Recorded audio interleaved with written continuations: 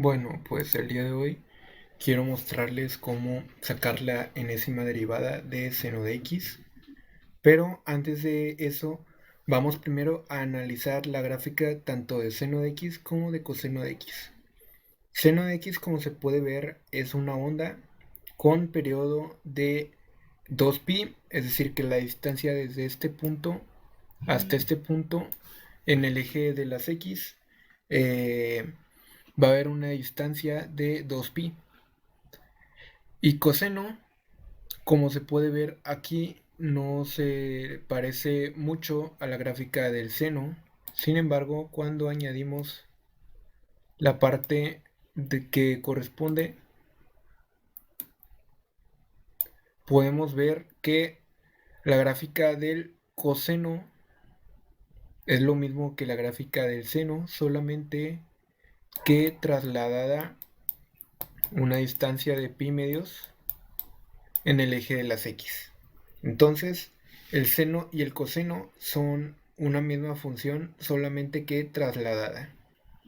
Ahora bien, pasando en materia, ¿cómo vamos a sacar la enésima derivada de seno de x? Para esto vamos a tener que comenzar a escribir el número, las primeras derivadas. La función original es la derivada número 0, o sea, seno de x. La primera derivada es coseno de x, como ya bien saben. La segunda derivada es igual a menos seno de x. La tercera derivada es igual a menos coseno de x. Y la cuarta derivada, que ahorita ya lo voy a poner con número aquí. ¿Qué sucede? La derivada de coseno es menos seno, pero menos por menos da positivo. Entonces, seno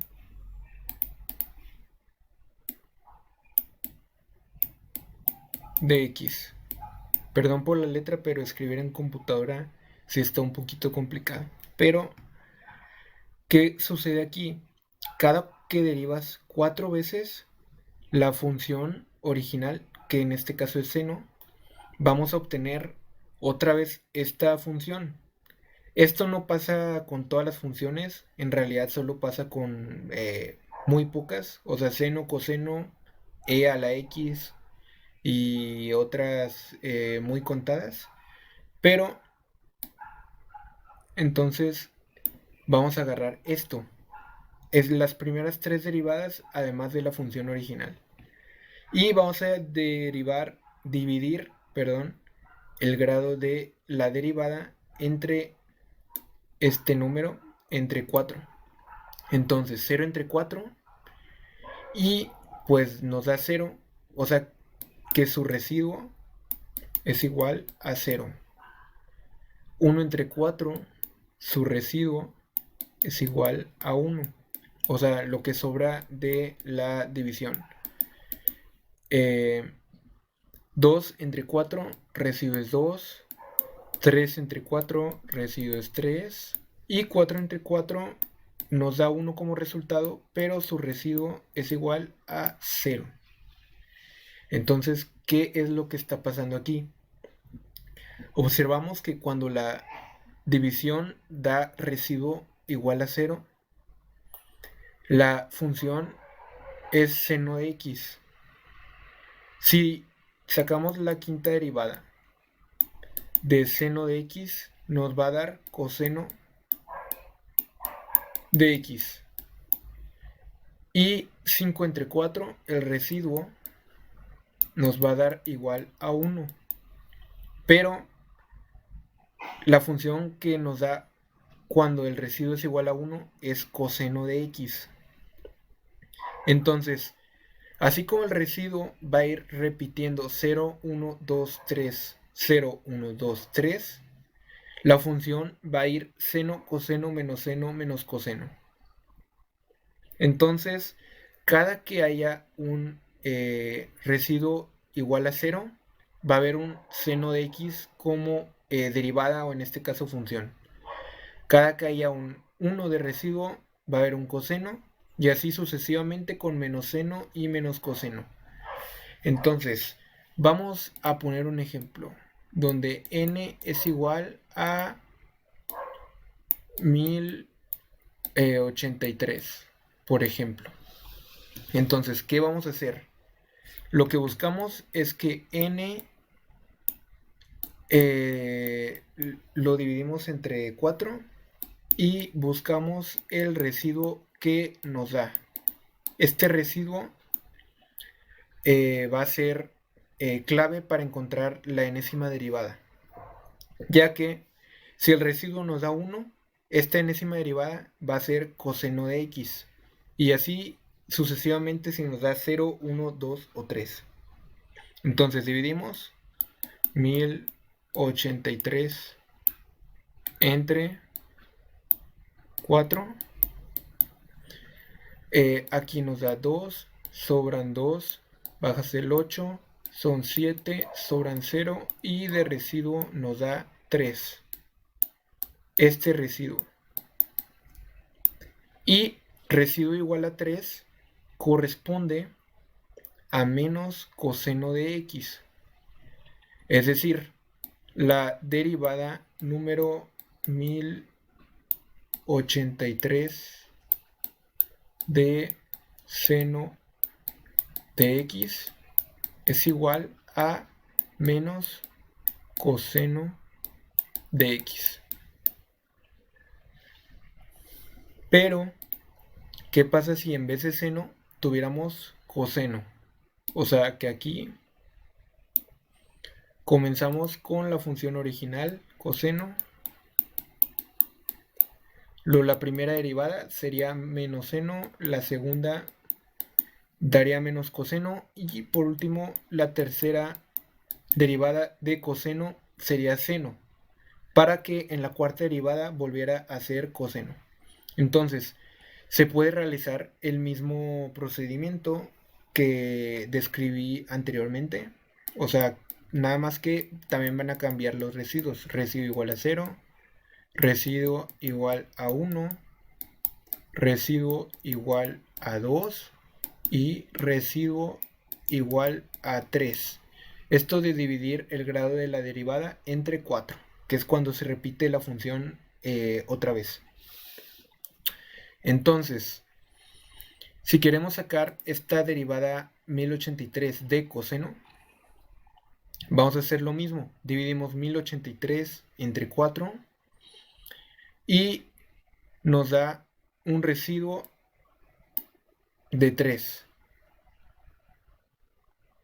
Entonces, este residuo de 3 significa que la derivada va a ser seno de x.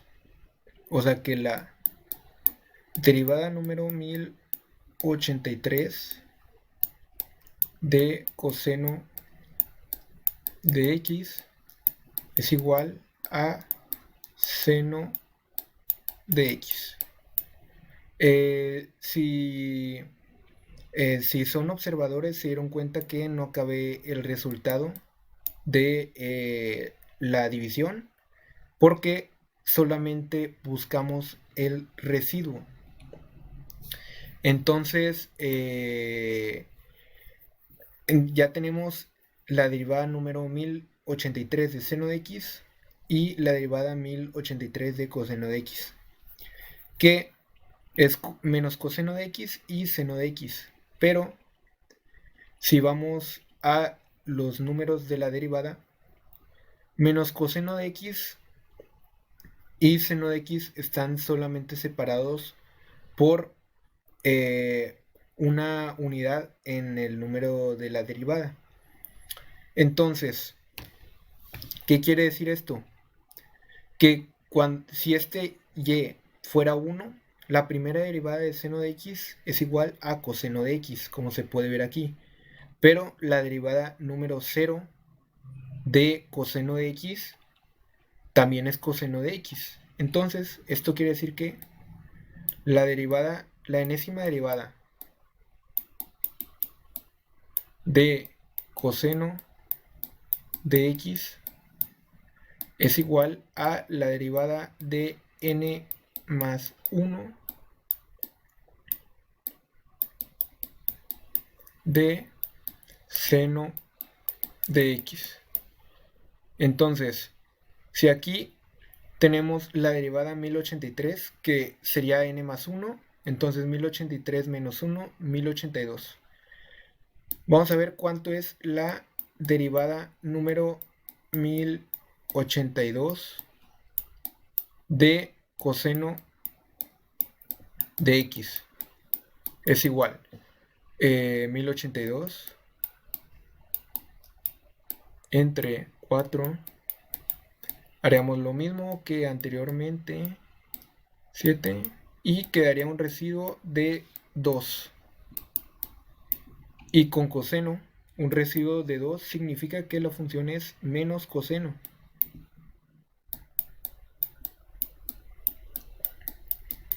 Como se puede ver aquí, el residuo de coseno, cuando el residuo es igual a 2, la función es menos coseno de x.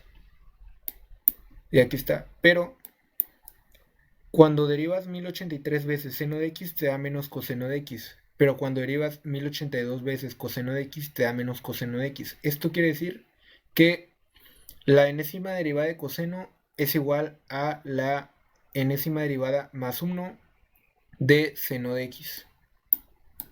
Y esto se cumple en tanto no coseno de x y seno de x no sean una función compuesta. ¿Qué pasaría si tenemos la enésima derivada de seno de una constante k por x? ¿Cómo encontraremos esta enésima derivada? Bueno, vamos a realizar los pasos anteriormente descritos, y para la primera vamos a escribir la función seno de k por x. Aquí vamos a escribir un k a la 0, ya que esto de aquí es 1. Pero ahorita vamos a ver por qué lo escribo. La primera derivada es igual a coseno de k de x. Pero es una función compuesta, entonces no nos podemos olvidar de la regla de la cadena, que sacamos el k a multiplicar.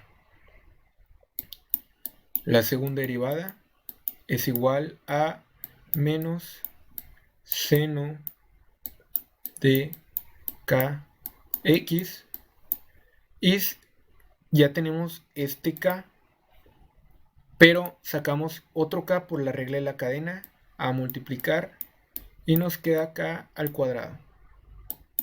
Y por último, la derivada va a ser menos coseno de kx, y como sacamos otra k a multiplicar esta k cuadrada, nos da una k al cubo. Y bueno, ¿qué quiere decir esto? Cuando tenemos un grado de derivada 0, o sea, una función original, k va a tener exponente 0. Cuando tenemos un exponente, la primera derivada, k va a tener exponente 1. En la segunda derivada, k va a tener exponente 2. Entonces, k va a ir creciendo con el número de la derivada. Entonces, realizamos, no sé, ahora n va a ser 1092 y k va a ser igual a 2, por ejemplo. O sea, la derivada número 1092 de seno de 2x. Ok, la derivada de seno de 2x en 1092 podemos aplicar lo mismo de aquí, el mismo proceso del residuo. O sea, dividimos 1092 entre 4. Aquí nos da 2. Aquí otro 2. Bajamos el 9. Nos da 7. Sobra 1, 2, 3 y sobran 0. Esto quiere decir que el residuo 0 es la función original. Entonces, esto va a ser igual. Ahí escribir la división ahí. Bueno. A seno de 2x. Pero, por la misma regla de la cadena que ya habíamos acordado, que la regla de la cadena en el caso de kx va a ser k elevado a la enésima potencia, va a ser 2 a la 1092. Y esta va a ser la derivada número 1092 de seno de 2x. Entonces, en resumen, cuando tenemos un problema donde nos pregunta la enésima derivada de seno de x o de coseno de x, podemos utilizar este método buscando el residuo de esta n con respecto a 4, o sea, al dividirlo entre 4, y comparándola con los residuos de las primeras 3 derivadas, además de la función original. Y después, en el caso de tener una k, multiplicándola por algún patrón que se encuentre por la regla de la cadena. Y bueno, espero ser de ayuda, espero haberme dado a entender. Muchas gracias por ver el video. Adiós.